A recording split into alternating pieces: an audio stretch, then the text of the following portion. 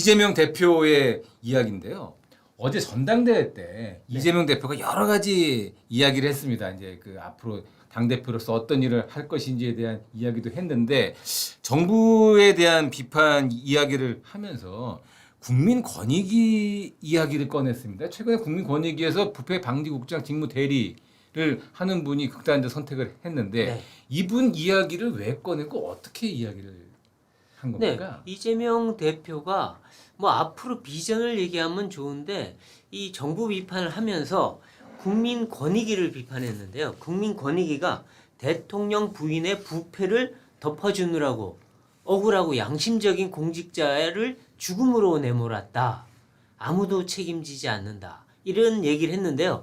이게 사실은 그 지난번에 검사 탄핵 청문회 때 전현희 의원이 김건희 여사에 대해서 살인자다라고 얘기하면서 아주 파문이 크게 일지 않았습니까? 파문이 그거에 컸죠. 대해서 사실상 손을 들어주고 동조하는 듯한 발언이에요. 그러니까 결국 김건희 여사 때문에 공직자가 죽었다. 예. 이러면서 그런데 왜 책임 안 지냐? 이런 취지입니다. 그런데 문제는 그때 당시에도 사실 이게 말이 되느냐 해가지고 비판이 많았고 그래서 결국 민주당이 사과를 했어요. 원내대표가 유감 표명을 했죠. 그렇죠. 이게 거슬리고 참 불쾌했다면 뭐 유감을 표한다 하면서 했는데 그러고 나서 며칠 있다가 바로 이 대표가 그걸 뒤집어 버린 거나 마찬가지인데 이 사안이 보면은 물론 담당 국장이 극단적 선택을 한 건 맞습니다만 이분이 왜 죽음을 선택했는지는 지금 아무도 몰라요. 사실은 유서가 없습니다. 일단 그 다음에 어떤 증거도 없고 말을 한 것도 공식적인 게 없어요. 그냥 주변에서 이분이 힘들어했다라는 얘기를 했지만 뭐로 힘들어했는지가 명확치가 않습니다. 그러니까 이런 상황에서 이분이 단순히 죽었다고 해서 이 모든 책임을 윤 대통령과 김건희 여사 탓이라고 할 수는 없는 상황인데 그것도 국회 아주 뭐 최고 다수당의 이 대표가 신임 대표가 다시 자기의 사과한 문제를 다시 꺼내서 이 대통령 부부를 공격한 건데 이게 과연 맞는 얘기냐 비판이 나올 수밖에 없는 거죠. 이 국민권익위 국장의 죽음과 관련해서 야당이 이렇게 그 대통령 책임, 그 대통령 부인 책임론을 제기하는 것은 몇 가지 이유가 있는데 이게 맞다는 게 아닙니다. 이제 그 사람들이 주장하는 근거인데 사실 그 권익위에서 그 명품백 사건을 소위 무혐의로 결론을 내리면서 좀 국민들이 납득하기 어려운 논리를 좀 폈어요. 뭐냐면 대통령 부인이 받은 거는 문제가 될 수 없다. 공직자의 부인이 받은 건 문제가 될 수 없다. 또 하나는 외국인이 준 거는 또 김영란법의 적용 대상이 아니다. 이런 좀 논리를 폈는데 이게 저희들이 보기에도 선뜻 납득되기는 어려운 주제, 이 어떤 결론이기도 하고요. 그리고 이 돌아가신 분께서 그 주변 분들한테 좀 힘들다라는 이야기를 또 한 것도 맞아요. 근데 네. 왜 힘든지에 대한 게 과연 이 사건 때문이냐에 대한 아직 명확한 밝혀진 게 없습니다. 그렇죠. 오히려 유서나 이런 내용들이 없기 때문에 이 부분은 되게 조심스럽게 접근을 해야 되고요.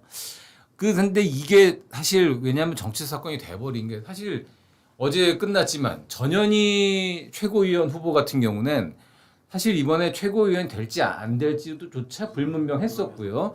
사실 그 선거 초반에는 약간 중위권으로서 좀 불투명했단 말이죠. 근데 네. 이 김건희 살인자 이 한마디에 툭 뱉어놓고 바로 어제 2등했습니다. 그렇죠. 야권 지지하는 분들한테는 김건희 살인자 이런 말들만 나오면은 뭔가가 이게 그분들의 뭔 DNA를 건드린 것 같은데 사실 당 대표까지 이런 얘기를 하려면 뭔가 근거가 있어야 되는데 아직은 그런 근거가 없어요. 그래서 오늘 국민권익위원장이 이런 얘기를 했어요. 기자 브리핑에서 고인의 명예가 훼손되고 유족들이 더 깊은 상처를 받지 않도록 부디 정쟁을 중지해 주길 간곡히 부탁한다. 고인의 안타까운 죽음을 자신의 정치적 입지를 강화하는 수단으로 악용하는 것은 누구에게도 도움이 되지 않는다. 이렇게 얘기를 했단 말이죠. 그렇죠. 그러니까 외압이 없었다. 뭐 누가 이래라 저래라 한 게 아니다라고 권익위가 얘기한 건데 사실은 이게요. 지금 근거는 없는데 계속 말로 계속 의혹을 제기하면서 이게 마치 사실인 것처럼 퍼뜨린 게 야당의 지금 어떤 의도치 않은 의도인지 모르겠지만 근데 지금 아까 말했듯이 그 권익위가 석연치 않았다 하는데 사실은 그래요. 이게 어떤 국민적 정서보다는 법 논리에 가깝게 얘기한 거예요. 그거는 외국인이 준 거. 그다음에 대통령 부인은 공직자가 아니니까라고 했지만 국민 정서상으로는 그래도 이게 문제가 되지 않느냐? 당연히 국민 정서상으로는 문제가 되죠. 근데 권익위는 너무 법조문에 의해서만 해석을 했다 이런 비판이 나오는데 아마 뭐 그런 여러 가지 상황이 이 담당 국장이 힘들어했던 여러 가지 요소가 되지 않을까 싶기도 합니다. 그런데 어쨌든 이재명 대표가 자신들이 사과했던 문제를 다시 끄집어내면서 사실 전현희 의원을 최고위원을 만들어준 거나 마찬가지다라는 느낌이 듭니다. 아니, 전현희 의원은 지금 이것 때문에 여론의 비판을 많이 받았는데 물론 지지층에서는 상당히 또 인기를 끌었지만 이 대표가 공식적으로 나서 투표하기 전입니다. 전에 정견 발표에서 이 얘기를 한 건 뭐냐. 전현희 의원이 잘했다는 얘기예요. 어떻게 보면 전현희 의원 말 틀리지 않다. 그럼 지지층이 어떻게 받아들이겠습니까? 아 맞다. 결국 김건희 여사 때문에 공직자가 죽었다. 전현희 의원이 틀린 말 한 게 아니다. 이렇게 받아들이겠죠. 그래서 몰표를 받았습니다. 전현희 의원이. 그렇게 해서 거의 하위권에 있다가 뭐 상위권으로 뛰어 올랐어요. 이게 납득이 됩니까? 보통 상황에서는. 그러니까 결국 이재명 대표가 김건희 건을 기화로 해서 전현희 의원을 최고위원 만들어줬다 이 건으로 그렇게 보이는 거죠. 예, 그 실제 그 전현희 의원 같은 경우에는 이분 사실 그 치과 의사 출신입니다. 치과 의사 출신의 치과 의사를 그 자격증을 갖고 있는 상태에서 변호사가 그렇죠. 됐고요. 고향도 제가 알기로는 구미인가 그렇습니다. 그래서 상당히 좀 중도 어떻게 보면 보수에 가까운 성향에 있던 좀 잘 나가던 변호사였어요. 잘 나가던 변호사였는데 민주당으로 입당을 해서 민주당에서 쭉 활동도 뭐 중도 쪽에 가까운 활동들을 많이 했었습니다. 그래서 문재인 정부 때 국민권익위원장이 됐는데 사실 국회의원도 다른 데가 아니라 강남에서 했단 말이죠. 강남에서 했기 때문에 이 정도 이분 정도의 스펙, 치과 의사, 변호사 그리고 강남 여기로 하려면 상당히 중도 이런 성향이 강했는데 자 이재명 민주당에서 들어온 다음부터는 아주 거칠어졌고 아까 말씀드린 것처럼 김건희 살인자 이런 표현은 상당히 이거 그 국회에서 면책특권 보장되지 않은 바로 형사처벌이 될 수 있는 사안인데 상당히 세게 나오던데 어떻게 뭐 2등이 됐으니 뭐 전현희 의원은 일단 정치적으로는 성공을 한 건데 그건 그렇다 치고 근데 이 어떤 그 죽음이라는 부분에 있어서 이재명 대표께서 얘기하기에는 조금 이게 사안 자체가 부적절하다는 그런 비판들이 많이 나오고 있어요. 맞습니다. 사실은요 이재명 대표 측근 주변인들이 몇 명이 돌아가셨습니까? 극단적 선택을 하거나 의문의 죽음을 당한 사람이 5명이나 됩니다. 5명 이상 아닌가요? 5명, 6명 정도. 일단 명확한 건 5명이죠. 그런데 지금 특히나 자기가 같이 함께 일하고 그래서 자기의 그 대장동 비리로 인해서 수사를 받다가 극단적 선택을 한 사람만 2명이에요 지금. 근데 이 대장동 비리로 이 유한기 전 본부장 그다음에 누구죠? 그 김처장까지 2명이 이 극단적 선택을 했을 때 이재명 대표가 뭐라 그랬냐면 모르는 사람이다. 뭐 어쨌든 명복을 빈다. 이런 식의 반응을 했습니다. 근데 이게 정말 이 지금 사안하고 비교해 보면 아니 그럴 일이냐? 그러니까 자기 일로 인해서 극단적 선택을 했는데 그때는 모른 척하고 딴 사람 일인 것처럼 얘기하고 또 검찰 탓이라고 했던 분이 지금 이 책임 관계도 명확치 않은 건에 대해서 마치 정말 김건희 여사가 책임이 있는 것처럼 저렇게 말할 수 있느냐 이런 비판이 있는 거죠. 거기다가 지금 그 자신의 김혜경 씨 그 부인의 그 법화 유용 사건과 관련된 분이 그분도 극단적 선택을 했는데 그때도 이게 왜 내 탓이냐 그랬어요. 그러니까 그것도 사실은 그럼 부인권과 사실 이 김건희 여사 건하고 똑같은 사안 아니겠어요? 그때는 내 책임이 아니라고 발뺌을 했고 그리고 자신의 비서실장이 극단적 선택을 했을 때는 이 조문을 한 직후에 바로 윤석열 타도 이런 얘기하면서 장외 집회 나가서 이 그 측근에 대해서는 아무런 책임이 있는 말도 하지 않았던 상황입니다. 그런데 지금 와서 윤 대통령과 김건희 여사가 책임지라 이 말하는 건 좀 납득이 안 되는 얘기겠죠. 이게 민주당 쪽에서 좀 그 서운하고 좀 느낌이 있는 게 이렇게 죽는 문제, 죽음에 관한 문제를 이상하게 이용하는 게 있는 것 같아요. 이번에 그 권익위 국장에 돌아가신 것도 그렇지만 크게 보면 최상병 문제도 그렇고 이전에 그 서해 공무원 때도 명확하게 북으로 넘어가려고 했다는 이런 게 없었는데도 오히려 몰아가지 않습니까? 어떤 사람이 죽는 것에 대한 것은 굉장히 슬프고 뭔가 생각할 것들이 여러 가지인데 그런 어떤 자기 정치적으로 유리한 쪽으로 해석하고 자꾸 돌려서 만들려는 것 같은 느낌이 그런 게 되게 안타깝게 느껴져요. 네, 그러니까 이 사안은 뭐 아직 명확하게 그 결론이 난 사안은 아니지만 지금 권익위 국장이 극단적 선택을 한 배경에 정치적인 이유가 있느냐라는 부분에 있어서는 아직 명확한 근거가 없는 거기 때문에 좀 정치권에 있는 인사들이 이걸 어느 한쪽 방향으로 몰아가려고 한다거나 뭐 어떤 자신들의 의도를 갖고 이용하려고 하려다가 반드시 역풍이 불 겁니다. 이 부분에 있어서는 좀 신중한 접근이 필요합니다. 보통 사람이라면은 자신이 아마 그런 일이 있었으면 나와 관련해서 그 나의 부하 직원 또는 관련인들이 5명이 죽었으면 아마 이런 일이 있었을 때 아마 본인이 나서서 말을 하기가 좀 쉽지 않을 거예요. 왜냐면 뜨끔하다. 내가 오히려 좀 캥긴다고 그러잖아요. 그런 게 있는데 이재명 대표는 그런 마음이 전혀 없는 것 같아요. 그런 거에 대해서 아무런 거리낌이나 어떤 책임감을 느끼지 않는 거 아닌가. 어떻게 해서 이런 얘기를 할 수 있는지 사실은 조금 의아하다는 반응이 있습니다. 네. 자, 그런 이재명 대표가 어제 이제 당대표에 이제 연임에 성공을 했고요. 이제 연임에 성공한 다음에 일성으로 윤석열 대통령과의 영수회담을 제안을 했고 그 다음에 바로 최상병 특검 문제를 논의하자라는 전제를 깔면서 한동훈 국민의힘 대표에게 회담을 제안을 했습니다. 그런데 재미있는 게 오늘 바로 두 사람이 회담 날짜까지 합의를 받습니다. 그래서 25일입니다. 25일이면 일요일인데 뭐 일요일 상관없다. 가장 시간 빨리 비는데 만나자. 이렇게 해서 만나기로 했는데 재밌는 거는 두 사람의 반응입니다. 한동훈 대표 같은 경우에는 뭐라고 얘기를 했냐면은 여야가 지금 미루고 있는 여러 민생 과제에 대해서 실질적 결과를 내는 회담이 돼야 된다. 이렇게 얘기를 했고요. 이재명 대표 역시 국민 삶의 보탬이 된 정책이라면 모든 것을 열어두고 정부 여당과 협의를 하겠다. 그래서 이번 회담의 주제가 민생이 될 거라는 걸 미리 예고를 했습니다. 그런데 이 두 사람이 바라보는 민생의 어떤 그 민생 정책 이거의 방향들이 약간씩은 달려요.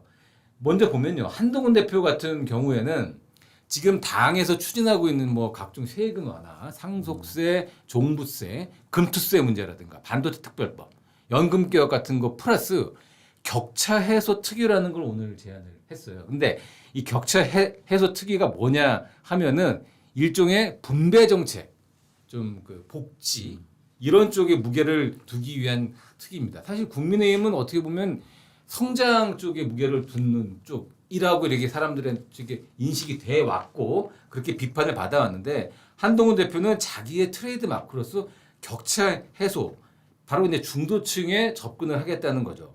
반면 이재명 대표 같은 경우에는 같은 민생 정책이지만 어떻게 보면 우클릭에 가까운 거를 본인의 트레이드 그렇죠. 마크로 들고 나왔어요. 지금 오늘 얘기한 게 뭐였냐면 상속세 문제였는데 상속세 문제에 대해서 이재명 대표가 뭐라고 했느냐.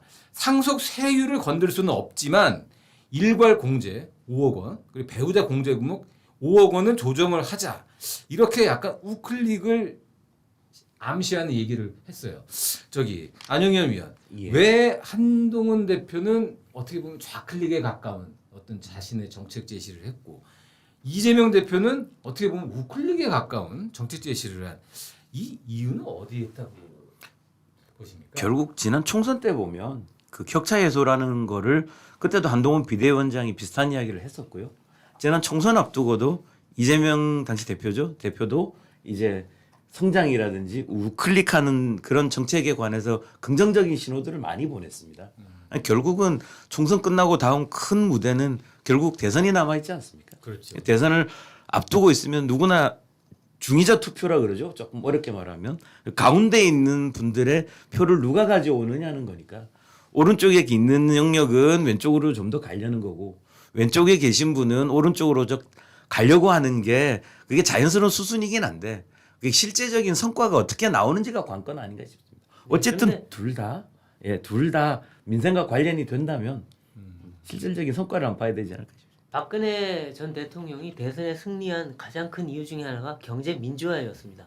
그러니까 경제 민주화는 그 당시 보수 정당에서 내지 않던 목소리였거든요. 근데 김종인 당시 위원장을 영입해서 이 경제 민주화를 앞세움으로써 중도층 그 또 서민층에 소구를 하면서 상당히 이 그 큰 효과를 봐서 대선에 승리할 수 있었죠. 그러니까 그런 면에서 본다면 지금 보수는 오히려 분배 정책을, 그다음에 진보는 성장 정책을 해서 서로 상대방 표를 가져오기 싸움을 하고 있는 건데 지금 오세훈 서울시장도 트레이드마크 뭔지 아십니까? 약자와 동행이요. 안심소득 약자와 동행. 그러니까 이것도 분배 정책이거든요. 그러니까 이 보수가 가장 약하다는 분배 정책, 서민 정책을 내세움으로써 중도층에 대한 소구력을 가져서 거기서 대선 승리를 이끌겠다 이런 건데 아마 이재명, 그다음에 한동훈 두 사람 모두 그런 전략을 갖고 접근하는 거 아닌가 싶습니다. 이 약간 좀 재미있는 관점이 뭐냐면 원래 우리나라 정치 제도는 이 당 대표랑 대권 주자를 분리를 하는 게 원칙입니다. 그래서 선거를 앞두면 당 대표에 대선에 나와서는 당 대표를 안 시키는 게 원칙이에요. 그러니까 어떻게 보면 이건 대통령제 국가고 당 대표와 당권 대권 분리 뭐 이런 게 어떻게 보면 암묵적으로 정해져 있었는데 지금 여야는 공교롭게 보면 여야 대표 모두 다음 대선에 나오려고 준비를 하는 대선 경쟁자가 지금 당 대표를 맡고 있어요. 그러니까 어떻게 보면 내각제에 가까운 어떤 구성을 갖게 돼 버렸는데 이게 앞으로 어떻게 전개될지 모르겠는데 자 근데 문제는 뭐냐면 현재 지금 이 국민의힘 당대표 한동훈 대표 그리고 민주당의 새로운 당대표로 연임 성공한 이재명 대표가 다 정책, 민생을 얘기를 합니다. 근데 여러분들 다 아시겠지만 국회에서 벌어지고 있는 건 민생 얘기 아무것도 없습니다. 다 특검, 탄핵, 살인자, 정쟁 내용밖에 아무것도 없는데 아니 장외에 있는 이 두 분들은 정책 얘기를 이렇게 얘기를 많이 하는데 이 정책들 언제 국회에서 통과되는 거예요? 글쎄 말입니다. 이 겉으로는 이렇게 국민들이 듣기 좋은 얘기 하면서 실제 뒤에서 하는 건 싸움질인데 예. 그러니까 어떻게 보면 이 일반 국민들한테 이렇게 얘기해 놓고 자기들 지지층을 향해서는 우리 잘 싸우고 있지라는 걸 보여주는 어떤 약간 이중적인 행태라고 볼 수는 있겠습니다. 근데 어쨌든 지금까지는 두 사람이 대표가 되기 전에 얘기였고 이제 대표가 되면 자기들이 실권을 가졌으니까 이제 책임도 져야죠. 그러니까 그만큼 이제는 좀 그 원래 그 실권이 없는 사람끼리 아무리 얘기해봐야 뒤에서 실권 가진 사람이 노하면 끝이니까. 근데 이제는 정말 힘 있는 사람들이 대화를 하게 됐으니 이제는 좀 뭔가 하나라도 대화가 돼서 타협이 되지 않겠느냐 이 기대감은 갔는데 일단 뭐 쉬운 것부터 공통적인 것부터 하다 보면 하나하나는 되지 않을까 싶은 생각은 들어요. 이미 뭐 국회 전번 국회에서 합의된 것도 있고 또 연금 얘기는 서로 하자고 했잖아요. 그리고 지금 서로 한쪽에서 상속세 하자 한쪽에서는 뭐 분배 얘기하자 하면은 그럼 저는 제 생각에는 만약 이재명 대표가 25만 원을 그렇게 그 전 국민 25만 원을 한다 그러면 한동훈 대표가 그러면 전 국민은 힘드니 하위 70% 하자 이런 식으로 타협을 제시하고 상속세 세율을 힘들면 그럼 공제 대폭해서 하자 이런 타협안은 할 수 있지 않을까 하는 기대는 한번 가져보게 됩니다. 예, 아마 서로 간에 좀 그 재정을 활용을 해서 국민들에게 좀 베풀자라는 쪽에서 중간에 합의를 볼 것 같은데 걱정이 되는 건 그렇게 합의 보고 민생 뭐 하는 건 좋은데 이 국가 재정 문제는 어떻게 할 건지 이 두 분 다 별로 신경 안 쓸 것 같거든요. 이런 부분에 있어서 신경 쓰면 사실 대선 주자가 아니죠. 아니죠. 그 책임은 윤 대통령이 지라는 거고 자기들은 이제 선심주로 퍼붓겠죠. 하지만 뭐 그러다가 자기들이 어느 정도 집권할 가능성이 생기면 그때부터는 좀 재정도 좀 보지 않을까 하는 기대를 해봅니다만 사실 지난 대선 때도요. 그 이제 전 국민 지원금 문제가 나왔을 때 윤석열 대통령이 제 기억으로는 받고 더블로 준다고 해서 아마 맞습니다. 액수는 더 크게 불렀을 맞아, 거예요. 맞아. 예. 더 그래가지고 크게 불렀어요. 이슈를 그냥 이렇게 물타기를 했던 기억이 나는데 일단 두 당 대표께서 새로 된 이상 서로 간에 자신들의 약점 어떻게 보면 국민의힘이 갖고 있는 서민과 어떤 분배 정책에 대한 약점 그리고 민주당이 갖고 있는 어떤 그 중산층 어떤 그 성장 정책에 대한 약점을 서로 좀 보완을 해서 서로 정책적인 합의들을 많이 본다면 우리 이 정치 문제 특히 뭐 지금 사실 둘이 만나면요 지금 말은 이렇게 얘기하면 최상병 특검 어떻게 할 거니 그렇죠. 특검 추천 누가 할 거니 이 저 최상병 것만 해야 된다 아니면은 외환 문제 해야 된다 아마 아무것도 안 될 텐데 사실은 그뭐 25일 날 봐야겠지만 일단 두 분이 이렇게 정책 얘기를 해서 서로 간에 합의점을 찾아간다면 정치적 현안 문제도 아마 좋은 얘기가 나올 수 있을 것 같아요. 그리고 저는 개인적으로 궁금한 게 지금 어떻게 보면 한동훈 대표 같은 경우는 당내에서 정책과 관련해서 당정 협의라는 게 있기 때문에 대통령과 뭐 좀 이렇게 약간의 삐그덕삐그덕 거리는 건 있겠지만 어느 정도 뭐 크게 다른 소리는 안 할 거예요. 근데 아마 소위 지금 비명계가 다 죽었다고는 하지만 종부세 건드리고 금투세 하자 그러고 게다가 여기 상속세 문제까지 바꾸자 아마 비명들 가만히 있지 않을걸요. 그렇죠. 비명들도 자기들이 아무리 뭐 이 지금 소수가 되고 또 이재명 1인 체제라고 하지만 또 그동안에 민주당의 정체성이라는 거를 얘기할 수밖에 없거든요. 이게 하면 아무래도 이 이재명 대표랑 갈등이 생기겠죠. 그러면은 이재명 대표가 어느 정도나 이 리더십을 발휘해서 끌고 갈 수 있을지 이것이 이 이재명 대표 체제의 성공을 한번 그 가름할 수 있는 바로미터가 될 수 있고요. 또 한동훈 대표 입장에서도 최상병 특검 바로 아마 지금 제3자 특검 하자고 얘기할 텐데 이재명 대표가 그거 덜썩 받았다가 윤석열 대통령이 뭐 하는 거야 하면 얼마나 골치 아프겠어요. 그러니까 그것도 아마 그런 골치 아픈 문제를 이 대통령실과 어떻게 조율하느냐 이것도 한동훈 대표로서 상당한 이 과제가 되지 않을까 싶긴 합니다. 예, 25일 날로 예정된 여야 첫 당대표 회담 기대와 우려가 동시에 교차하고 있지만 기대부터 해보도록 하겠습니다. 마지막으로 안용현 논설위원과 좀 이야기를 많이 나눠볼 텐데요. 오늘부터인가요? 오늘부터. 을지 자유의 방패 연습 UFS 연습이 시작됐습니다.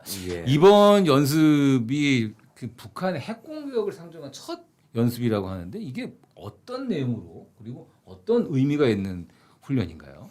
이게 UFS는 그 정례 한미연합 훈련입니다. 이거는 뭐 늘 해왔던 거기 때문에 그렇죠. 특별하다고 할 수는 없고요. 그다음에 이번에 공식적으로 뭐 북한에 대한 뭐 핵 공격, 핵 반격 이런 것까지 자세하게 뭐 말씀드리긴 어려운데 이게 처음이라는 게 정부가 북한 핵 공격을 가정한 대응 훈련을 처음 한다는 겁니다. 근데 그 전에는 그럼 하나도 안 했느냐?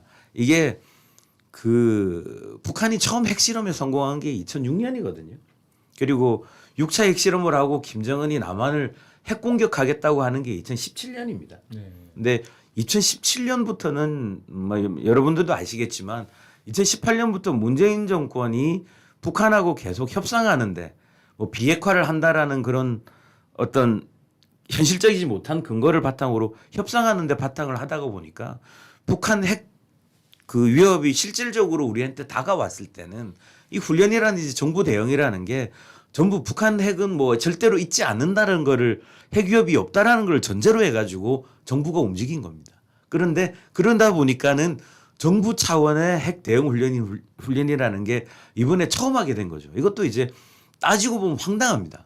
그 미국 같은 경우에는 1949년도에 소련이 첫 핵실험에 성공했는데 그때 민방위법을 바꿉니다. 핵 공격 대비 훈련을 할 수 있도록 법을 바꾸고 그다음에 62년에 쿠바 위기가 닥쳤을 때 실제로 핵 대비 훈련을 합니다. 그러니까 핵 공격을 가정한 훈련이라는 거는 미국이나 이런 데는 오래된 거예요. 근데 우리 같은 경우에는 정부 차원에서 그래요. 우리 정부가 이제 핵 공격에 대응한 훈련을 하겠다고 한 게 이번이 처음이라는 게 너무 늦어도 늦은 거고 안타까워도 안타까운 문제라고 할 수 있습니다. 예, 그 이제 저희가 외신을 보면 알겠지만 실질적인 위협을 갖고 있는 국가들은 이런 훈련 같은 걸 실전으로 합니다. 예를 들면 일본 같은 경우에는 약간 상황이 다르지만 지진이나 이런 재난과 관련된 훈련들을 정말 실전으로 하고요. 우리들이 보기에는 일상적인 일이지만 미사일이 일본 하늘 근처로만 가도 일단 유치원생부터 시작해서 실전 상황이라고 해서 훈련이라 대피를 시킵니다. 근데 우리는 우리 머리 위로 미사일이 날아가고 뭐 바다 위로 미사일이 가고 뭐 이게 뭔지 아무런 감이 없단 말이죠. 그런데 실제로 핵 공격하면 뭘 해야 됩니까? 저는 그래서- 몰라요, 저도 지금. 예, 그래서 지금 22일입니다. 다음 주에 민방 훈련이 있는데 예. 이번 주인가요? 22일이? 이번 주네요. 이번 주네요. 주에. 날짜를 잊고 계시네요. 예. 민방 훈련이 있는데 저희 어렸을 때만 해도 민방 훈련 그래도 좀 열심히 했단 말이죠. 뭐 그러니까요. 책상 밑에도 숨고 맞아요, 했었는데 맞아요. 뭐 지하솔 대피소로도 가고 그랬는데 예, 이거 저희가 너무 이런 거를 희화화돼서 보다 보니 훈련을 그러니까요. 너무 이제 안 쉽게 해요. 생각하는데 이게 지금 작년에 6년 만에 재개했죠. 그러니까 이 민방 민방위 민방훈련 22일 날 어떻게 진행돼요? 뭐 일단 그 진행하는 거는 작년하고 비슷합니다. 이제 실제 공습 경보가 울리면 그다음에 참가하는 인력들이 있습니다. 전부 일반 국민 같은 경우에는 거리 움직이는 거 이런 걸 중단하고 어디 안 보이는 데로 가고 이제 훈련에 계획된 사람들은 예정된 대피처로 가고 이런 식으로 진행됩니다. 근데 작년 같은 경우에는 이걸 실제로 한다고 했는데 이제 1,200명이 대피할 수 있는 아파트 단지에 초등학생 한 명 대피했다 그러더라고요. 그리고 이게 핵 대비 훈련이면 이게 그 사이렌 경보음에 따라 가지고 이게 무슨 공격인지가 달라요. 예를 들면 화생방 훈련 같은 경우에는 그냥 이게 화생방이라는 그런 방송이 나옵니다. 그런데 이게 사이렌 소리가 이렇게 물결 치듯이 웽웽하듯이 1분 동안 지속이 되면 그거는 북한의 핵 공격이 임박했다는 뜻입니다. 그런데 아마 대부분의 국민들은 이런 내용들을 잘 모르고 있을 거예요. 그리고 이런 데 대해서는 적어도 숙지를 해야 되는데 하나 아는 게 이제 뭐 지하로 가야 된다는 거 왜? 근데 이 많은 지하 중에 어디로 가야 될지 어떻게 해야 될지 이런 건 어떻게 보면 기초 상식일 수 있는 거거든요. 근데 지금 저만 해도 이게 잘 몰라요. 이게 일반 국민들이 잘 모른다는 거는 그동안 제대로 안 알렸다는 게 있거든요. 근데 2017년인가요? 그 북한하고 국경을 맞댄 곳이 있는 게 중국 길림성인데 여기서 길림성 관영 매체에서는 북한에서 핵무기가 터지거나 무슨 일이 일어났을 때 어떻게 피해야 되는지를 한 겹면에 걸쳐 가지고 되게 자세하게 보도한 적이 있었어요. 아니 중국에서도 이렇게 북한에서 무슨 핵 관련 일이 터졌을 때 어떻게 요령을 어떻게 대피를 하고 처신을 해야 되는지를 알려주고 있는데 우리는 그런 데 대해서 너무 무감각한 거 아닌가. 물론 당장 북한이 뭐 핵 공격을 할 거다 이렇게 과장할 필요는 없지만 훈련이라는 게 이게 반복해가지고 어느 정도 숙지가 되면 실제 상황이 있을 때 사람들이 당황하지 않게 되는 효과가 있는 거 아닙니까? 방금 그렇죠. 사회자분이 이야기했듯이 지진이나 이런 데서 물론 상대적으로 자유롭지만 이게 여러 훈련을 해야 될 때는 그 가능성이 제로가 아니기 때문인데 뭐 이번 21 훈련 그리고 이번 훈련 그런 거를 계기로 해가지고 기초적으로 알아야 될 것들은 우리도 같이 숙지해야 되지 않을까라는 생각이 듭니다. 글쎄요, 대한민국 국민은 겁이 없네요. 뭐 핵이 터져서 아무 걱정이 가장 없어요. 용감하거나 예, 근데 가장 그 최악의 상황을 감안한 훈련이기 때문에 그리고 뭐 자주 하는 훈련도 아니기 때문에 22일 날 사이렌 소리가 울리면 좀 이번에는 좀 관심을 갖고 회사나 학교나 이런 그 직장에서 좀 관심 갖고 이번 민방 훈련을 좀 지켜봤으면 좋겠습니다. 그런 것 때문인지 근데 오늘 윤석열 대통령이 국무회의에서 좀 안 하던 용어를 사용해서 좀 얘기를 했는데 이 이제 을지 포커스 연습 시작을 하는 국무회의입니다. 반국가 세력이 사회 곳곳에 암약을 하고 있다. 그래서 국민 항전 의지를 높일 방안을 강구를 해야 된다. 약간 좀 무서운 말들 그리고 북한의 암약 세력을 동원해서 폭력 여론몰이 할 거다 이런 얘기를 했어요. 아니 물론 뭐 당연한 얘기인데 이 우리나라 국가 군 통수권자가 잘 안 쓰던 표현들을 옛날에 쓰던 표현들이 다시 나와가지고 야당에 또 공안몰이 하는 거 아니냐 이런 얘기들을 또 하던데 이게 왜 이런 얘기가 나온 겁니까? 뭐 제가 알기로는 얼마 전이죠. 이렇게 대통령이 그 인도 태평양 사령부를 방문을 했답니다. 그때 미군 쪽에서 브리핑을 하면서 이 우크라이나전의 현대전의 양상은 이런 선동 그다음에 가짜 뉴스 이런 걸로 혼란을 많이 일으키는 것. 이번에 아마 우크라이나 러시아 전쟁이 대표적일 텐데요. 그렇죠. 그런 게 한반도에서도 언제나 일어날 수 있다. 그러니까 미군이 브리핑하는데 첫 번째가 실제 공격이 어쩌고저쩌고 하는 것보다 이런 가짜 뉴스의 공격, 그다음에 어떤 내부 혼란이 더 걱정될 수 있다라는 브리핑을 받고 아마 좀 다시 한번 생각을 해본 게 있다고 제가 이야기를 들었습니다. 아마 이거는 조금 뭐 특별한 공안몰이 이런 것보다 상식적인 수준에서는 한 번쯤은 생각해 볼 문제라고 생각합니다. 근데 사실 저 얘기가 어느 정도 일리가 있는 게 우리가 사실 그 괴담이나 가짜 뉴스에 너무 취약하거든요. 특히 그렇죠. 예를 들면 뭐 이건 적절한 비유인지 모르겠지만 후쿠시마 오염수 같은 경우는 사실 과학자들이나 이런 사람들이 아니라고 그렇게 설명을 해도 그 한번 나오면 그냥 그걸 끝이거든요. 예를 들어 책임도 안 지죠. 북한이 이 전쟁을 개시를 한 다음에 뭐 한강 다리가 뭐 어떻게 됐다, 어디에 누가 독을 풀었다 그러면 아무리 정부에서 아니라고 설명해도 아마 그 금방 퍼질 거거든요. 그런 의미에서의 이제 이런 개전 초기에 어떤 여론몰이에 대한 우려를 얘기를 할 텐데 결국 이런 것들 포함해서 우리는 지금 평화로운 국가에 살고 있지만 항상 그 핵 공격의 위협을 받고 있고 실질적인 어떤 그 안보적 위협을 이 등에 떠매고 살고 있는 국가이기 때문에 이런 민방위 훈련이나 어떤 한미 연합 훈련 기간만이라도 좀 전 국민들이 이게 어떻게 되는 거고 어떤 목적의 훈련인지에 대해서 좀 인식을 하고 사는 거는 공안몰이와는 또 별개의 어떤 우리의 생존을 위한 필수 불가결한 요소가 아닌가 싶습니다. 우리 농객들도 한번 훈련 한번 하죠. 실전 훈련 한번 웽 울려서 한번. 저희 회사에서 저기 민방위 훈련하면 뭐 울리고 백배지. 근데 방송 중단해야 되는 겁니다. 네. 예, 저희 뭐 그 시간대 훈련하지는 아니죠. 방송하지는 않으니까요. 핵은 언제 터질지 몰라요. 예. 네. 아파치 공격용 헬기죠. 아파치 헬기를 무려 4조 7천억 원어치를 팔기로 승인했다는 소식과 함께 지금 미국 대선 후보를 선출하기 위한 전당대회를 하고 있는 미국 민주당의 정강에서 북한 비핵화가 빠졌다고 하는데요. 이 아파치 헬기 판매 소식과 미국 민주당의 정강 정책의 변화가 우리 한반도 안보에 어떠한 의미를 갖고 있고 이런 변화 속에서 우리가 어떻게 해법을 찾아야 되는지를 중심으로 이야기를 나눠보도록 하겠습니다.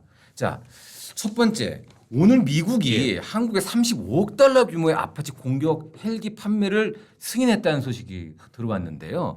예, 구체적으로 그렇습니다. 이게 어떤 의미를 갖고 있는 겁니까? 이게 미국 같은 경우에는 첨단 무기를 판매할 때는 지네들끼리 이야기를 협의를 해가지고 약간 무슨 선물을 주듯이 그걸 결정을 줍니다. 근데 아파치 헬기가 현존하는 최고의 공격 헬기라는 데는 이견이 없습니다. 우리가 2017년에 이미 도입을 해서 36대를 운용하고 있는데요. 이번에 아마 미국 결정으로 2028년까지 총 72대를 운용하게 될 겁니다. 이게 아파치 헬기를 가지게 되면은 북한의 탱크, 북한의 전차를 가장 효율적으로 타격할 수 있는 무기입니다. 그런 면에서는 의미가 있습니다만은 근데 이제 항상 무기라는 게 가성비가 있고 그다음에 지금 이 전술이나 운용 교리를 볼 때 이게 꼭 필요한지 이런 데 대해서는 의문을 한번 제기해 볼 수 있는 문제가 있습니다. 아, 예.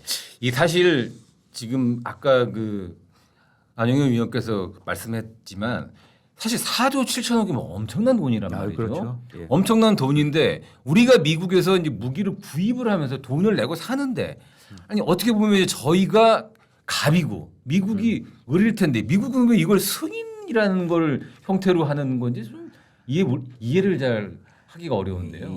지금 미국이 가지고 있는 세계 최고의 기술이라고 자부할 수 있고 아무에게나 안 파는 게 무기입니다. 이게 무기가 넘어가면은 그게 어떤 효과라는 게 이제 누구나 알 수 있기 때문에 특히 대만의 첨단 무기 팔고 이런 데 대해서는 중국이 굉장히 민감하게 여기거든요. 그렇죠. 그리고 유럽에 있는 나라에 미국 무기를 팔 때 러시아의 반응 이런 게 국제 정치적으로 굉장히 민감합니다. 그렇기 때문에 미국은 무기, 특히 첨단 무기를 팔 때는 뭔가 자기가 믿을 수 있는 사람, 그다음에 이 무기가 설령 미군을 향해서 이 가해를 할 수 있게 돌아오지 않도록 이런 데는 굉장히 신경을 씁니다. 그렇기 때문에 무기 판매는 미국 입장에서는 특별한 의미가 있다고 스스로 생각을 하는 것이죠. 그렇군요. 그러면 아까 말씀하신 것처럼 일단 우리나라가 2017년에 36대의 아파치 공격용 헬기를 실전 배치를 했고요. 이번에 4조 7천억 원어치를 저희가 구매를 하게 되면 총 72대가 현장 배치가 되는 긍정적인 그렇습니다. 효과가 있는 것 같은데 안영겸 의원은 아까 이게 좀 뭔가 좀 문제가 될 수도 있다라는 식으로 얘기했는데 우크라이나 전쟁이 어떤 현대전의 헬기의 역할과 어떤 효용 가치에 큰 변화를 가져온 건가요?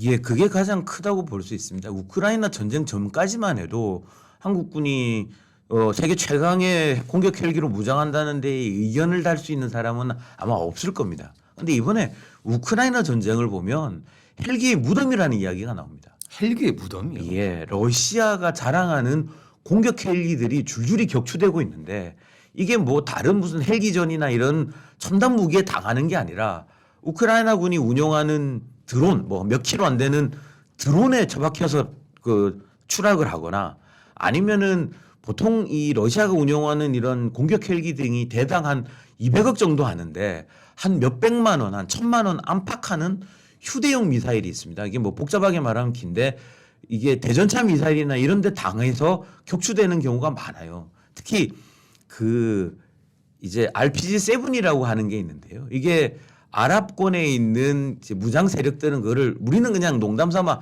알라봉이라고 부릅니다. 이게 굉장히 저렴한 무기인데요. 알라 신이 준 무슨 이 신의 그 망치처럼 이런 첨단 무기들을 굉장히 무력화하는데 헬기가 특히 여기에 취약합니다. 이게 헬기가 아무리 무장을 단단하게 하고 이게 갑판을 많이 둘러도 이게 기관총 정도를 막는 거지 이런 방공 무기, 방공 미사일들에 걸리면 여지 없거든요. 그래서 지금 이 러시아 헬기 같은 경우에는 아마 올해 2월 달에 외신 보도만 봐도 러시아가 가지고 있는 공격 헬기 한 절반 가까이를 잃었다는 외신 보도가 나옵니다. 이거는 굉장히 치명적인 무기가 됩니다. 치명적인 어떤 전쟁 손해가 되거든요. 그러니 미국도 이렇게 보니까 야 이게 공격용 헬기라는 게 이거 이대로 가면은 곤란하겠다는 생각을 하는 모양입니다. 예. 그러니까 지금 결정적으로는 이번 우크라이나 전쟁을 보면 드론, 무인기의 역할이 커졌고요. 그리고 정말 아까 말씀하신 것처럼 비싼 공격용 헬기를 값싼 무인 드론기가 격추를 하고 또 비싼 공격용 헬기를 얼마 안 되는 그 휴대용 미사일이 격추를 하는 일이 벌어지면서 과연 초고가의 이런 공격 헬기를 계속 만들어야 되느냐. 미국도 고민이 될 텐데요. 미국이 최근에 20억 달러 정도 투자를 한 차세대 공격 정찰 헬기 사업을 취소를 했다면서요. 예, 그래서 올 2월 달에 미국 이게 공격 헬기는 이게 보통 육군에서 운용을 합니다. 그렇죠. 육군 참모총장이 이거를 벌써 한 2조 몇천억을 썼는데 이 공격용 거기 정찰 헬기 사업을 접는다고 발표를 했어요. 그러면서 이야기가 우크라이나 전쟁을 보니 이 정찰 헬기의 어떤 용도에 대해서 뭔가 바뀌고 있는 거를 우리가 많이 배웠다. 그러면서 무인 시스템이 더 멀리 가고 더 저렴하더라. 뭐 이런 이야기를 했습니다. 그러니 미국이 공격 헬기나 이런 걸 많이 쓴 게 베트남전이거든요. 베트남전을 지나면서 이걸 계속 개발해 왔는데 우크라이나전을 겪고 보니까 이게 실전에서 이 헬기의 유용성이라는 게 이게 전술이나 교리면에서 다시 한번 생각해 봐야 되지 않느냐는 재검토를 하는 것 같아요. 일본도 비슷합니다. 일본이 우크라이나 전쟁 전에는 우리하고 비슷하게 일본 육상 자위대가 아파치 헬기를 많이 도입하기로 했었어요. 근데 이번 전쟁을 지나면서 이거를 취소를 합니다. 취소를 하고 대신 무인 공격기를 도입하기로 결정을 이제 바꿉니다. 이래 바꾸는 이유들이 보면 결국 전쟁이라는 게 특히 실전이라는 게 특정 무기를 개발하고 용도가 어떻게 변하고 그다음에 어떤 무기가 기술이 개발돼서 앞으로는 어떤 무기를 써야 되는지는 실제 전쟁이 증명합니다. 전쟁 전에 있었던 무기들은 다 그 종이 위에서 이렇게 우리가 상상 속에서 있었던 전술들이고요. 실제 이거는 전쟁을 해보니 이렇게 이런 게 앞으로 미래 전쟁에 유용하겠다라는 것들이 이제 증명이 되니까 거기에 이제 맞추는 거죠.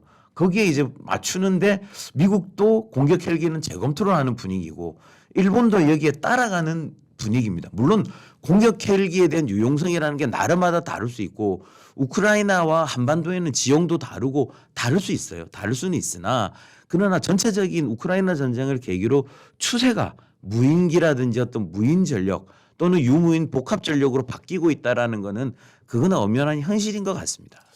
일각에서는 말이죠. 이렇게 지금 우리가 아까 이제 미국도 취소를 하고 있는 공격용 헬기 분야에 우리가 4조 7천억이라는 정말 어마어마한 규모의 돈을 들여서 미국으로부터 아파치 헬기를 구입하는 것이 지금 진행 중인 한미 방위비 협상이 또 그 액수를 갖고 계속 좀 신경전을 벌이고 있는데 우리 정부가 미국한테 방위비를 올려주는 거를 할 경우에 국내 반발 여론도 있고 하기 때문에 이런 비싼 무기를 구매를 해주는 우회적인 방법으로 이렇게 서로 윈윈하는 방법을 취하는 거 아니냐 뭐 이렇게 보는 시각도 있던데요. 종전에는 그런 방법을 많이 썼죠. 미국과 방위비 협상할 때 미국이 항상 돈 더 내라고 하면 야 우리가 돈 더 쓰는 게 어딘데 대표적인 게 너희 무기에 이만큼의 우리 돈을 쓴다.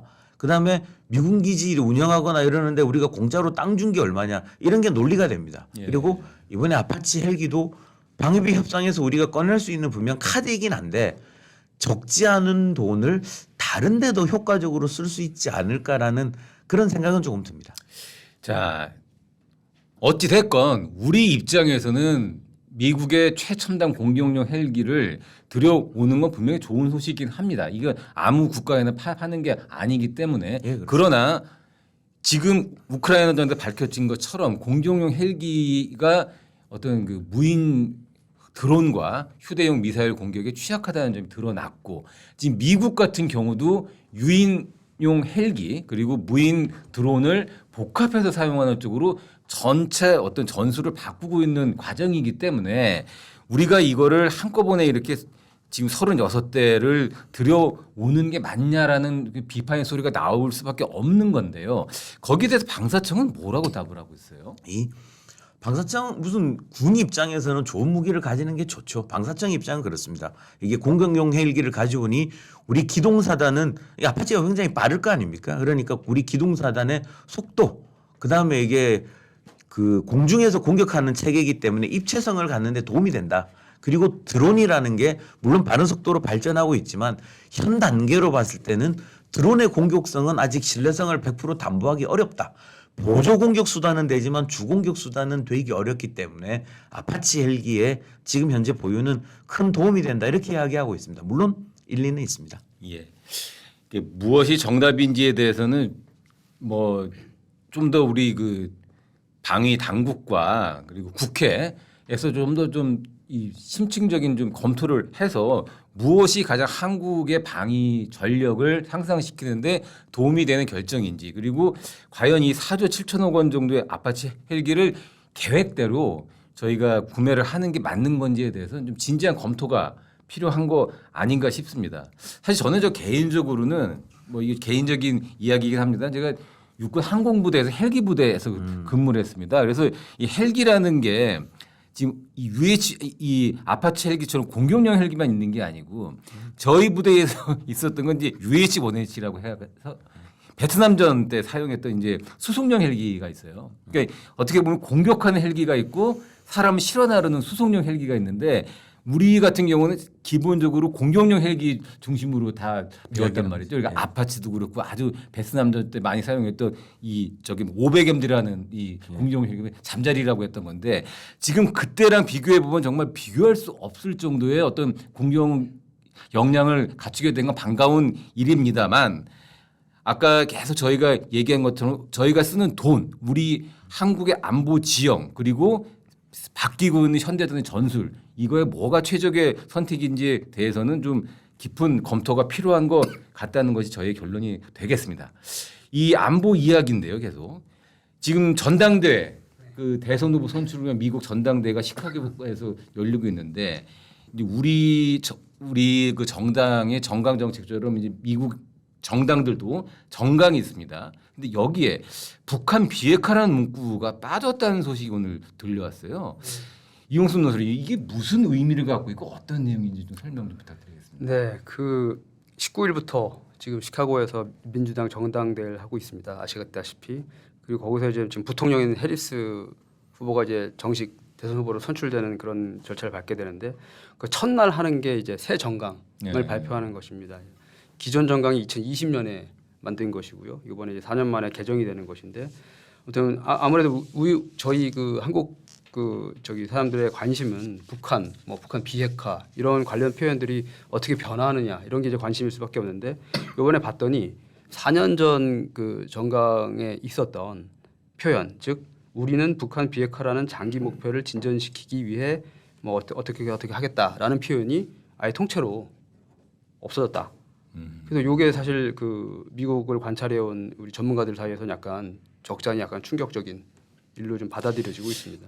사실 뭐 당연한 얘기지만 이번 대선은 트럼프 아니면 해리스 둘 중에 한 명이 미국 대통령이 되는 건데 이 불길한 것은 뭐냐면요. 지난달 발표된 공화당의 정강에서도 한반도랑 북한에 대한 언급이 없어요. 비핵화는 표현이 없어요. 맞습니다. 원래 뭐 트럼프 대통령은 집권기에 뭐 김정은과 무슨 로맨스가 됐고 뭐 김정은이나 직접 협상을 해서 자기가 뭘 하겠다는 등 이렇게 워낙 좀 얘기를 해놓은 게 있어서 별로 이게 충격으로 받아들여지지는 않았는데 이번에 미국 민주당까지 정강에서 비핵화라는 문구가 빠졌기 때문에 야 이거 누가 돼도 그러면 북한 비핵화는 이제 미국의 외교 정책에서 이 순위로 밀려나는 거 아니냐 이런 우려를 가질 수밖에 없는 건데요. 맞습니다. 이용수 위원. 그런데 이 비핵화라는 게 빠진다는 게 우리에게 어떤 의미가 있는 겁니까? 그러니까 북한 비핵화라는 것은 그러니까 약간 좀 우리 입장에서 약간 당위의 문제이기도 합니다. 네. 그러니까 북한이 불법적으로 핵으로 무장하고 있기 때문에 그거를 무장 해제시켜야 된다는 개념이 이제 비핵화거든요. 이게 비핵화 협상이죠. 그래서 그걸 위해서 협상을 하겠다고 옛날에 뭐 하던 게 6자 회담이니 4자 회담이니 예. 여러 그 시도들이 있었던 것이고요. 그건 아마 그 기조 자체를 저는 폐기했다고 생각하지는 않습니다. 다만 그 4년 전 정강을 만들 때와 지금의 국제 정세라는 게 워낙 많이 바뀐 측면이 있습니다. 지금 그 4년 사이에 일어난 일 뭐 굵직한 것만 뽑아봐도 뭐 우크라이나 전쟁이 있었고요. 그다음에 뭐 중동에서도 지금 하마스 이스라엘에 의해서 이란까지 뭐 참전 한 해 만에 하고 있지 않습니까? 헤즈볼라하고도 싸우고 있고. 그러니까 미국 입장에서는 발등에 부른 우크라이나나 뭐 이스라엘 뭐 그쪽이 돼버린 거죠. 그래서 아무래도 상대적인 관심도가 낮아진 것이 이런 정강에 반영되지 않았나 싶은데 그렇다고 해서 뭐 비핵화 그러니까 우선순위가 겉보기에 밀린 것은 사실인 것 같습니다. 네. 안영희 위원. 이 지금 이제 비핵화 협상이 이 비핵화라는 말이 빠지게 되면 미국이 북한이랑 비핵화 협상 대신에 군축에 나설 것이다. 이렇게 될 경우에 우리한테 아주 최악의 상황이 온다라는 이야기들이 나오는데 비핵화 협상과 군축 협상 뭐가 다른 겁니까? 다 좋은 거 아니에요? 뭐 근데 군축은 전제를 너는 핵을 가지고 있다는 걸 전제로 하고 있잖아요. 예. 비핵화라는 거는 너는 핵을 가지면 안 돼를 전제로 하는 거고 군축 협상을 한다는 거는 북한 입장에서도 그래 네가 가진 핵무기를 인정하겠다는 건데 북한이 몇 발을 가지고 있는지 알 수 없지만 예를 들면 한 100발을 갖고 있다. 그러면 한 50발은 가지고 있어. 50발만 줄이고 너와 뭐 가지고 너 북한에 했던 뭐 제재나 이런 거 다 풀어줄게. 이렇게 갈 수 있는 게 군축의 위험이고요. 비핵화는 인정을 못해. 너 빵으로 만들어. 빵으로 되기 전까지 우린 제재를 계속할 거야. 이런 논리이기 때문에 우리 입장에서는 군축과 비핵화 협상을 한다는 거는 그 실질적인 의미는 크지요. 그 차이는 그렇군요. 이게 적절한 예인지 모르겠는데요. 근데 동네 경찰이 있습니다. 그리고 이 전과가 있는 불량배가 있어요. 그럼 경찰이 비핵화 협상을 한다는 건 이 불량배가 갖고 있는 총이 있습니다. 총을 완전히 뺏는 거죠. 그렇죠. 뺏고 그 예. 대신 내가 너를 갱생하기 위해서 뭐 돈을 얼마를 줄게. 아니면은 너를 보호할 수 있는 무슨 뭐를 줄게. 이런 게 이제 비핵화 협상인 거고요. 군축은 네가 지금 총 3개 갖고 있고 나는 총 10개 갖고 있는데 대신 너 그럼 총 3개 중에 2개는 우리가 뺏고 총 1개만 갖고 있어. 이게 군축인가요? 뭐 그렇게 비유하시는 게 뭐 비슷할 것 같습니다. 자, 그러면 이 건달이 있고 우리는 이 총이 없는 사람인데 우리는 핵무기가 없잖아요. 그러면 북한이 총을 3개 갖고 있건 1개 갖고 있건 총을 갖고 있는 북한과 총이 없는 한국과 이 대립을 하고 있으면 아무리 경찰이 지켜준다고 한들 저희한테 절대적으로 불리한 상황에 몰리게 되는 거네요. 그게 이제 핵 문제의 가장 근본적인 문제인데요. 예를 들면 우리는 핵이 없기 때문에 군축 협상을 하면 우리가 나갈 수가 없어요. 포기할 게 없는데 뭘 가지고 군축 협상에 나갑니까? 그렇겠죠. 그러니까 쉽게 말하면은 군축 협상을 하면 미국과 북한 간의 어떤 협상이 이루어지고 북한에게 몇 발이 됐든 그거를 겨냥하는 거는 대한민국일 수밖에 없고 그거는 우리 안보에 치명적일 수밖에 없는 거죠. 이게 뭐 비핵화 의지가 있네 없네라는 이야기는 지금 다 사기로 드러났기 때문에 그건 더 이상 할 이야기는 아닌 것 같고요. 그러니까 그런 것 같습니다. 현실적으로 북한이 총을 갖고 있고 이 건달이 그 총을 갖고 있다는 걸 너도 알고 나도 알고 다 알고 있어요. 하지만 경찰의 목표는 저 건달에게 총을 주면 안 된다라고 분명하게 선언하는 것과 저 건달에게 총을 주면 안 된다라는 문구를 빼는 거는 다른 이야기잖아요. 그건 이제 총이 없는 한국 입장에서는 아주 다른 이야기가 될 수 있습니다. 예. 그런데 지금 윤석열 정부 들어서 그동안 이제 미국과 한미 간 핵 협의 그룹을 만들고 워싱턴 선언을 하고 한미일 간의 캠프 데이비드 협정을 해서 실질적으로 미국이 갖고 있는 핵무기로 한국을 보호해 줄게. 그리고 우리가 불안하다 하니까 이것도 하고 저것도 하고 이것도 하고 계속 했단 말이죠. 그러면 이러한 조치들이 있으면 그나마 좀 저희가 안심을 할 수 있는 겁니까? 그건 사실 보기에 따라 다른 문제인 것 같습니다. 정부에서는 과거에 비해서 미국의 해구산이 훨씬 강화됐다. 안심하시라는 취지의 그 설명을 하고 있습니다. 쉽게 얘기하면 수시로 경찰차가 네. 동네를 돌고 있고 경찰차가 그냥 순찰만 하는 게 아니라 경찰차 안에 총도 갖고 있고 여차하면 쏜다. 테이저건도 갖고 있고 그리고 우리랑 긴밀하게 협의해서 북한이 우리 집을 침범을 하면 바로 경찰이 총을 쏠 수 있게끔 뭐 해주겠다 이런 것들이 쉽게 얘기하면 이제 핵 협의 그룹이 됐고 워싱턴 선언이 됐고 캠프 데이비드 네, 맞습니다. 협정이 되는 건데 이런 말로는 사실 저희가 믿지만 그래도 불안한 구석이 계속 있는 거 아니겠어요? 예를 들어서 그 우리를 위협하는 뭐 불량배든 강도든 걔네들이 뭐 이렇게 경무장을 한 상태라 그러면 어느 정도 그런 뭐 공약을 우리가 믿어줄게 할 수 있겠죠. 근데 예를 들어서 그 강도나 도둑이 예를 들어서 조폭 집단이고 뭐 예를 들어서 완전 중무장을 한 상태고 수류탄 뭐 다 온갖 무슨 무기를 다 두른 상태라면 당장 그 경찰이 그 신변의 위협을 느껴서 우리를 지켜줄 여유가 없게 됩니다. 그게 결국 우리가 이 담론에서 항상 나오는 질문이 있지 않습니까? 그렇죠. 서울을 지키기 위해 왜 뉴욕을 희생하겠느냐? 그렇겠느냐? 미국이 그거에 대해서 답을 할 수 있을까요?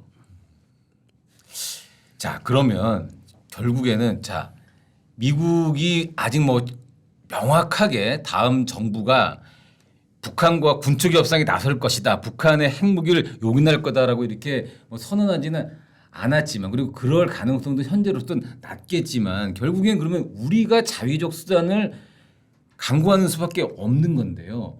근데 전체적인 지금 전 세계 이건 뭐 맞다 틀리다의 문제가 아닙니다. 이 비확산 체제라는 거는 핵을 가질 수 있는 국가들은 우리랑 미국이랑 영국이랑 프랑스랑 몇 군데 빼고는 핵을 가질 수 없다라는 게 이게 뭐 현실적인 하나의 질서이기 때문에 우리가 그거를 이 질서에서 벗어나는 순간 북한처럼 되는 수밖에 없는 거란 말이에요. 그래서 우리가 말로는 자체 핵무장 얘기를 뭐 많이 하고들 있지만 현실적으로 안 되기 때문에 핵무장에 대해서 상당히 조심스러울 수밖에 없고 특히 정부에 책임 있는 사람들은 자체 핵무장 얘기를 할 수가 없는 게 현실입니다. 그러면 우리의 이 핵 방어 능력은 어떻게 키워나가는 게 가장 현실적일까요? 뭐 많이들 들어보셨겠지만 뭐 핵 공유라는 게 있습니다. 예. 나토식으로 어쨌든 그 나토 회원국 공군기지에 몇몇 전술핵 그 미사일들 폭탄들을 쟁여놓고 유사시에 그 나토국 그 저기 물론 미국의 승인하에 나토국 그 전투기들이 쓸 수 있도록 한 개념인데요. 뭐 이렇게 되게 러프하게 설명드리면 그렇습니다. 그런 뭐 핵 공유 모델이 있을 것이고 그 다음에 뭐 이거는 사실 미국 내에서도 요새 많이 나온 얘기인데 전술핵 재배치 주장도 사실 심심치 않게 나오고 있습니다. 이거는 뭐 아주 허황된 얘기는 아닌 게 사실 그 80년대까지는 그 90년대 초반까지는 있었거든요, 실제로. 군산 이런데 미국의 전술핵이 한가득 있었습니다. 그런 또 과거도 있고 물론 이제 그때 전술핵과 지금의 전술핵은 물론 약간 운영 측면에서 다른 측면이 있습니다만 그것도 뭐 옵션으로 충분히 거론할 만하고요. 그다음에 아까 말씀하신 자체 핵무장은 그건 정말 거의 짚을 지고 불길로 뛰어드는 거나 마찬가지인 거의 자살행위이기 때문에 거기로 우리가 당장 갈 필요는 없겠지만 그럴 그 잠재력은 키우자는 이제 주장들이 좀 힘을 얻고 있는 거죠. 예, 전문가들 이야기를 종합을 하면 현실적으로 저희가 쓸 수 있는 카드는 미국의 어떤 핵 우산을 강화하는 조치밖에 없지만 우리 손에 다양한 카드들을 들고 있어야 미국에게 저희가 더 강력한 핵 우산 조치를 요구할 수가 있는 것이고 그리고 사실 일본도 마찬가지로 지금 북한의 핵 그 위협에 그대로 노출이 돼 있기 때문에 어떤 그런 제3의 옵션에 대해서도 저희가 항상 이 준비를 하고 있어야 된다는 게 전문가들의 공통적인 진단입니다. 그게 그리고 맞는 것 같고요. 그래서 지금 이 아파치 헬기 도입 그리고 미국의 공화당에 이어서 민주당에서 그 정강 정책에서 비핵화가 빠진 문제가 우리에게 어떤 의미를 갖고 있는지에 대해서 좀 이야기를 해봤고요. 마지막으로는 이건 약간 좀 이제 다른 얘기입니다. 울릉도에 지금 공항을 짓고 있다고 하는데 이 울릉도 공항의 개항 시기가 지금 공사가 지연으로 2년 정도 지금 지연이 될 거다. 뭐 이런 얘기가 나오고 있다면서요. 왜 울릉도의 공항 개항이 2년 늦춰지게 되는 겁니까?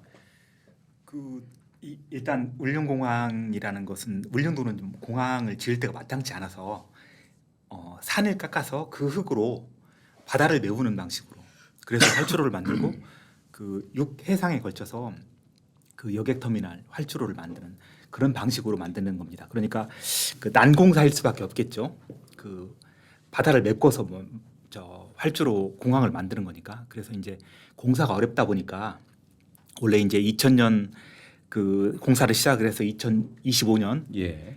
내년에 이제 완공을 하고 내후년에 이제 개항할 예정이었는데 공사가 어렵다 보니까 또 이제 자재를 또 육지에서 날라가야 되는데 뭐 예를 들어서 기상이 좀 안 좋으면 지연이 되고 그러다 보니까 이제 그 공사 시기가 공사가 늦어져 가지고 지금 완공 시기를 2년이나 지금 늦췄습니다. 예, 울릉공항이 이제 아까 말씀하신 것처럼 산을 깎아서 그걸로 이제 바다를 메우는 방식으로 상당히 어려운 공사기 때문에 그 공사 이제 완공 시기가 늦춰졌다고 하는데 산을 깎아서 바다를 메우는데 어디서 많이 들어본 방식의 공항 만드는 방식인데 지금 부산 가덕도 신공항이 그런 형태로 지금 공항 건설을 기획을 하고 있죠.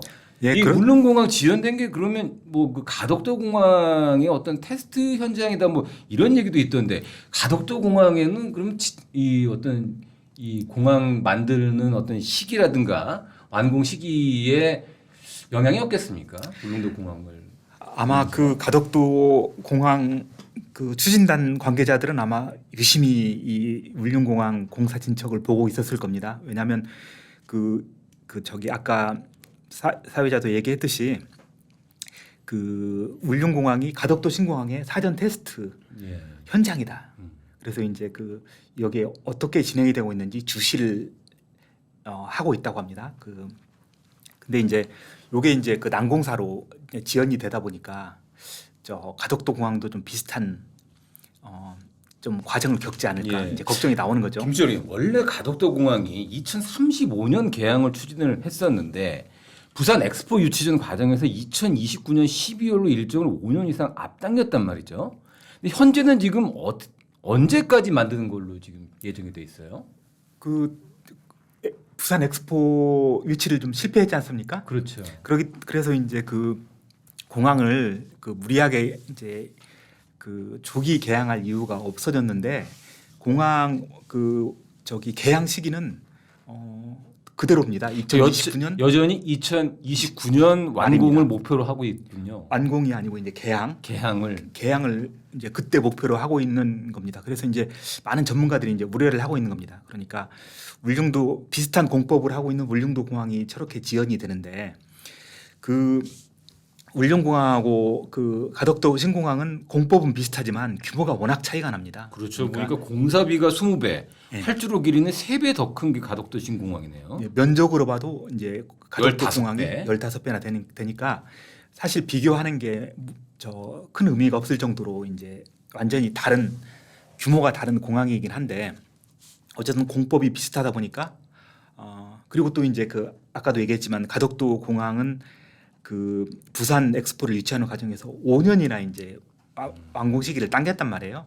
그래서 이게 되겠느냐라는 의문이 이제 계속 있는 겁니다. 예. 이제 그것을 이제 실증하는 게 뭐냐면 대기업들이 이제 요 부지조성공사를 망설이고 있습니다. 지금 어제 벌써 3차 입찰이 유찰이 됐습니다. 그러니까 뭐 저 건설사들이야 당연히 공사가 있으면 당연히 이제 들어가서 일감을 찾고 수익을 내는 게 목표일 텐데 이 공항 건설사들이 왜 주저하겠습니까? 그러니까 이 일정이 너무 타이트하고 또 난공사이기 때문에 자신이 없는 겁니다. 근데 이제 부산 경남 그 지역 주민들 입장에서는 지금 김해공항이 지금 한계에 온 건 또 맞거든요. 그렇기 때문에 하루라도 빨리 지금 가덕도 신공항이 만들어지기를 또 염원을 할 텐데 안영현 위원, 예. 부산 경남 현지 주민들은 하루 빨리 가덕도 신공항이 만들어지기를 바라는지 않습니까?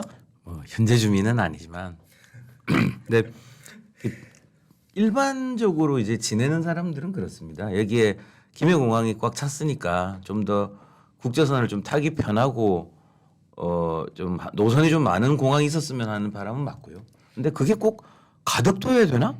여기에 대해서는 물론 거기서 이렇게 사업을 하시는 분들은 부산에 그렇게 큰 공사가 있으면 좋죠. 더 큰 공사가 있고 더 큰 예산이 들어가면 뭐 거기에 대해서 더 선호 그렇게 더 원하시는 분들이 아마 사업하시는 분들은 더 많을 거예요. 근데 그냥 한번 가덕도 가보시면은 느낌이 있습니다. 거기가 이제 뭐 저는 이제 한 번인가 가봤는데요. 거기 보면 무슨 포대가 있어요. 그게 옛날에 일제 때 만든 포대인데요. 그게 옛날에 거기 러시아 전함이 지나가거나 이러면 그거 맞추려고 만든 포대가 있어요. 그게 포대가 있을 정도라는 건 이게 내가 아니고 외라는 거거든요. 가서 보시면 이 바다를 메워서 공항을 만든다. 정말 무슨 국군을 걸고 만들어야 될 것 같은 그런 대공사로 보이는데 그 많은 땅 중에 여기서 멀쩡한 산을 허물어서 깊은 바다를 메워서 해야 되냐. 그리고 이 비용 안전선 이런 데 계속 물음표가 붙는데 그런 데 대한 걱정을 많이 하지요. 네. 근데 이것이 어찌됐건 2020년인가요? 이제 정치적 선거, 큰 선거를 앞두고 이 여야가 경쟁적으로 가덕도 신공항 얘기를 하면서 사실 가덕동 그 신공항 특별법까지 만들었습니다. 아마 그 정부에서 전폭적인 지원을 하게끔 해서 이제 법까지 만들어졌기 때문에 가덕도 신공항은 만들어지는 것 자체를 이제 우리가 문제 삼거나 되돌릴 수는 없어요. 근데 지금 울릉공항의 예를 비추는 것처럼 기왕 만드는 거 안전하게 그리고 좀 더 이 경제성과 안전성을 모두 다 고려해서 굳이 서둘러 만들 필요는 없거든요. 근데 아까 이 만들어진 이 가덕도 신공이 어떻게 보면 정치적 산물이기 때문에 제가 걱정되는 건 다음번 지방선거 그리고 다음번 대선을 앞두고 2029년 목표도 지금 상당히 이 빡빡한데 이거 더 당겨지는 거 아니에요? 아마 정치인들은 더 빨리 만들겠다고 할걸요? 아마 그 물리적으로 더 이상 당기는 것은 어려울 겁니다. 왜냐하면 지금 아직 착공을 안 했거든요. 건설사가 이제 선정도 안 됐지 않습니까? 그래서 이제 3차 입찰이 유찰이 돼서 4차 입찰 공고가 이제 나가서 빨라야 다음 달에 이제 건설사가 선정이 될 텐데 잘 되면. 근데 이제 그러면 공사 기간이 2029년까지면 5년 남짓밖에 안 되지 않습니까? 그 기간에 뭐 그걸 더 당기는 것은 물리적으로 불가능할 거고. 이제 부산에서 이제 그 빨리 그 계약을 하려고 하는 건 나름대로 좀 이유가 사정이 있습니다. 그러니까 그 국토부에서 여기 그 김해공항 국제선 그 시설을 증설을 했습니다. 원래 4월에 완공이 됐는데 200만 명이나 늘렸는데 벌써 그래서 이제 그 용량이 시설 용량이 830만 명까지 늘렸는데 벌써 이제 그 거의 찼다는 거예요. 그래서 올해 연말에 되면 한 850만에서 860만까지 간다고 합니다. 그러니까 부산에서도 좀 서두르는 이유가 없지는 않은데 근데 이제 더 중요한 것은 안전일 거 아닙니까? 특히 이제 공항이라는 것은 항공기라는 것은 안전이 최우선이 되는 그런 시설일 수밖에 없는데 근데 이제 지금 좀 약간 좀 우려스러운 게 뭐냐면 2029년까지 이제 전체 부지 조성 공사도 완공할 수가 없습니다. 물리적으로 안 되는 건데 이제 국토부에서는 뭐라고 했냐면 2029년까지 말까지 활주로하고 여객터미널 같은 필수 시설만 지어서 일단 개항을 하고 공사를 계속 진행하겠다. 뭐 이렇게 나오고 있습니다. 지금 뭐 개문발차하겠다 뭐 이런 예. 생각이네요. 그러니까 한쪽에서는 토목 공사를 하는데 비행기가 뜨고 내리고 하는 상황이 나올 수밖에 없는데 어떻게 보면 좀 아찔한 것 같습니다. 그래서 예. 뭐 서두르는 건 좋은데 안전에 지장이 있는 정도까지는 가면 안 된다. 뭐 이런 말씀을 좀 드리고 싶습니다. 예.